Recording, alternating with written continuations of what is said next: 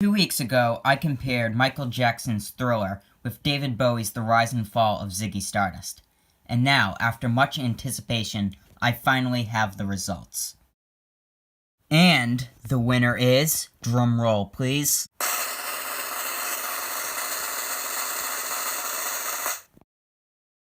Thriller!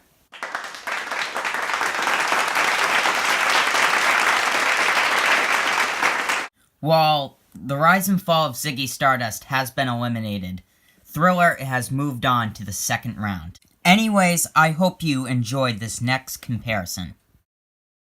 When talking about music from the 50s, there will be people who dismiss it as old or outdated, but without it we would not have rock and roll as we do today. This is why I am comparing two albums, Elvis's The Sun Sessions and Chuck Berry's The Great 28. But which album is better? Well, let's find out. In August of 1953, Elvis went to Sun Studios to record a record that he claimed was for his mother. After hearing him sing, receptionist at Sun Studios, Marion Kiesker, recommended him to the producer Sam Phillips, who did not have many artists at the time. 4 months later, in January 1954, Sam Phillips signed Elvis up to Sun Records. Phillips also arranged Scotty Moore to be the guitarist for Elvis, and bassist Bill Black and drummer DJ Fontana would later join. Over the course of the year, Elvis and his backing band recorded many songs, including That's Alright Mama, which is considered to be one of the very first rock and roll songs. Sam Phillips eventually signed away Elvis and his songs to RCA Victor. But it's not like Elvis would be very successful after he left Sun, except have 33 #1 singles out of 111 and sell 110 gold, platinum, and multi-platinum albums and singles, the largest presentation of gold and platinum records in history. Meanwhile, Chuck Berry had just begun his career as a guitarist and singer by recording the song Maybelline for Chess Records, which became a #1 hit. Maybelline led to Chuck Berry recording many hit singles, including Roll Over Beethoven, Rock and Roll Music, and Johnny B. Good over the course of the decade.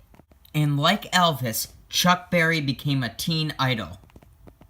But it wasn't until 1982 that Chess Records would create a compilation of all his old singles. While the album, Great 28, would end up going out of print for many years, it was re-released by Geffen Records after Berry's death in 2017. So now that we know the history of both albums, I think it's time to talk about the musical style and importance. Elvis's music style was a mix of rockabilly, country music, rhythm and blues, and rock. His influence was across different races, which made him very popular, but also very controversial. Meanwhile, Chuck Berry's style consisted more of guitar riffs, guitar solos, and showmanship.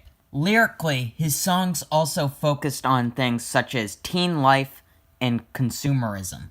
While their musical styles are different, both had a huge influence and impact on rock music today. If you are still not convinced which album you like better, I'm going to play 3 clips from each album, and then you get to decide. Maybelline,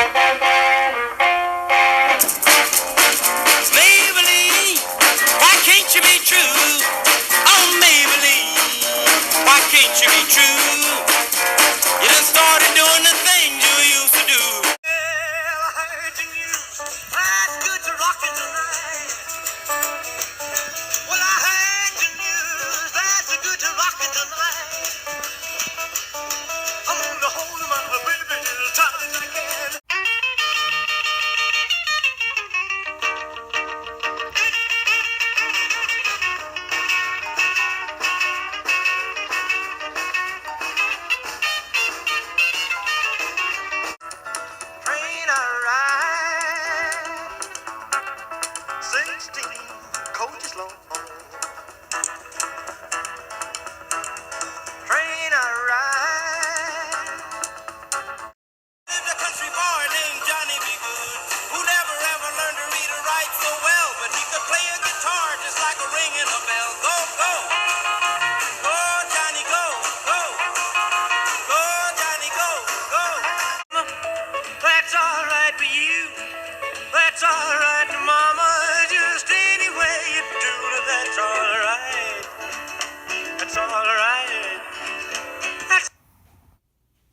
So, which album is better? Well, that's where you get to decide. Click on the link in the description below, and that'll bring you to a poll where you, the viewer, get to vote on which album you like better. But overall, I highly recommend you check out both albums as they are both very good. So feel free to comment, like, and subscribe to this channel. And as always, I'll see you next week. Bye.